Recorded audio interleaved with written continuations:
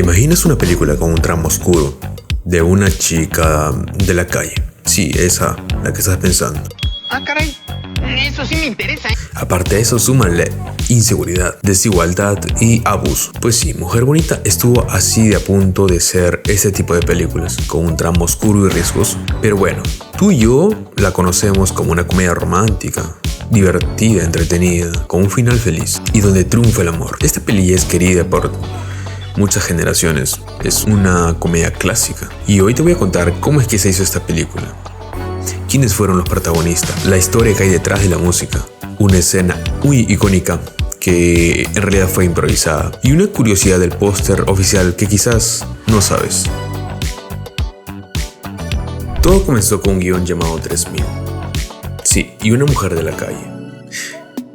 Una dama de compañía y un hombre de negocios. Era una historia triste, una historia donde no hay un final feliz. De hecho, la protagonista tiene un final muy trágico, pero nos preguntamos qué sería de esa película si es que hubiese seguido toda esa trama, todo ese lineamiento. Quizás ya sería una película olvidada, tal vez una película de culto inclusive, o una de esas películas malas que no quiere volver a ver. O quizás nos equivocamos y quizás puede haber sido una obra maestra, muy dependiendo de los recursos: dirección, producción, casting, postproducción.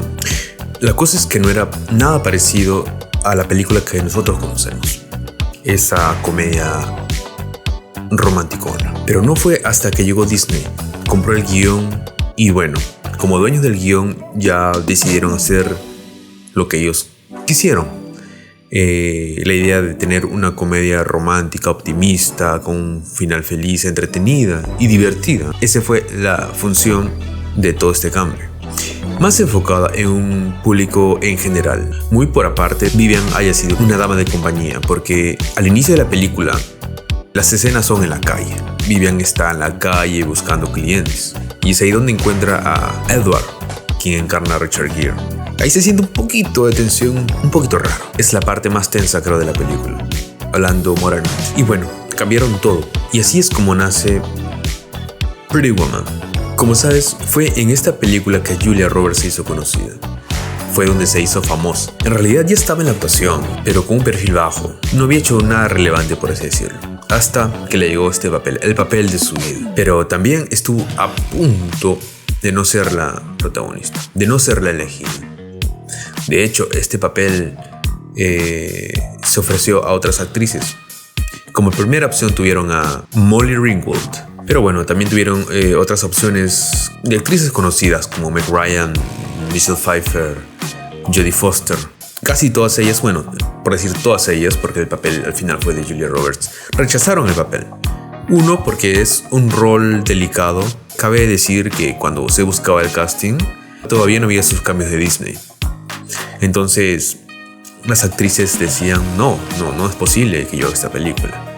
Porque es un rol de riesgo. Ellas eran actrices consagradas y quizás por ese papel podían perderlo todo. O podían ser mal vistas. Otras decían que no, que esa película denigraba a la mujer. En fin, ahí estaba Julia Roberts, quien se quedó con el papel por su carisma inconfundible y esa gran sonrisa que ella tiene. Una de las mejores sonrisas de Hollywood. Y bueno, lo hizo muy bien. Terminó ganándose el cariño del público. Se ganó un lugar entre las actrices de Hollywood. Y por si fuera poco, obtuvo su galardón al Globo de Oro y tuvo una nominación a los Oscar. Prácticamente fue un buen debut como actriz en un papel relevante. Por otro lado, Richard Gere tampoco estaba convencido de la película. De hecho, no fue tampoco la primera opción. Este papel se ofreció en primera instancia a Christopher Reeve. Sí, el que hizo de Superman. Ya que no pudieron contar con él, se lo ofrecieron después a Al Pacino. De hecho, Al Pacino ya había audicionado, incluso con Julia Roberts. Pero bueno, al final terminó desistiendo. Hasta que al fin, Gere se anima. Después de muchas insistencias, claro, porque le habían ofrecido, pero no le tenía tanta fe a la película que digamos. Y fue en un ensayo que tuvo con Julia Roberts donde Julia le llega a convencer a Richard Gere. De una manera muy peculiar. En el caso un papelito donde decía: Please, say yes. Por favor, acepta. Y bueno, cómo decir no a Julia Roberts. Y así es como queda ya el casting de los protagonistas. La música lo es todo. Es parte esencial y clave de la magia de la película, porque tanto la música como la película se complementan entre sí. Es inevitable escuchar la música y no pensar en la película, y viceversa. Por cierto, esta canción fue compuesta por Roy Orbison y fue lanzada en el año 1964. Claro que también está la otra versión de Van Halen, de la banda Van Halen, que incluso está incluida en la película, pero de baja relevancia.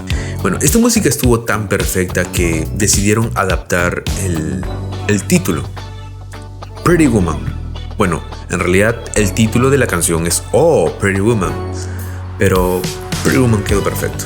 Pero imagínense, de no quedar este título iba a ser 3.000. ¿Por qué 3.000? Pues 3.000 fue el monto que Edward le dio a Vivian por una semana de trabajo. Y sí, ya sabemos qué trabajo iba a hacer ella. Otras canciones que acompañaron esta película fueron What Women Do de Natalie Cole, Femme 90, David Bowie. También está It Must Have Been Love de Roxette, entre otras más. Una escena muy curiosa que resalta y es una escena icónica es la del collar. Cuando Edward cierra la caja de golpe y Vivian sonríe. Esta escena toda fue improvisada. Y sí, la risa de Julia Roberts fue 100% genuina. Otra de las curiosidades de esta película llegó a ser el póster oficial. En el póster oficial podemos ver a los protagonistas en una situación un poco romántica, un poco cariñosa. Y bueno, la cosa es que ninguno de los dos actores estuvo presente en esa sesión fotográfica. Esos cuerpos no son de ellos. Simplemente se le puso el rostro en el cuerpo de ellos, ¿no? Este es un recurso que se suele usar mucho en Hollywood. No solamente hay dobles en las películas o escenas de acción, sino también en este tipo de escenas, uno, para ahorrar tiempo, en el caso los protagonistas estén, no sé, promocionando la película, pero otro método que es el de las cláusulas. Muchos actores y actrices en sus cláusulas tienen prohibidamente hacer desnudos o hacer escenas subidas de tono. En este caso se usan dobles, como también hay actores y actrices que no tienen ningún problema y lo hacen de manera natural. Y bueno, ¿cómo es que le fue a la película? Con todos esos cambios, todas esas modificaciones. Le fue excelente.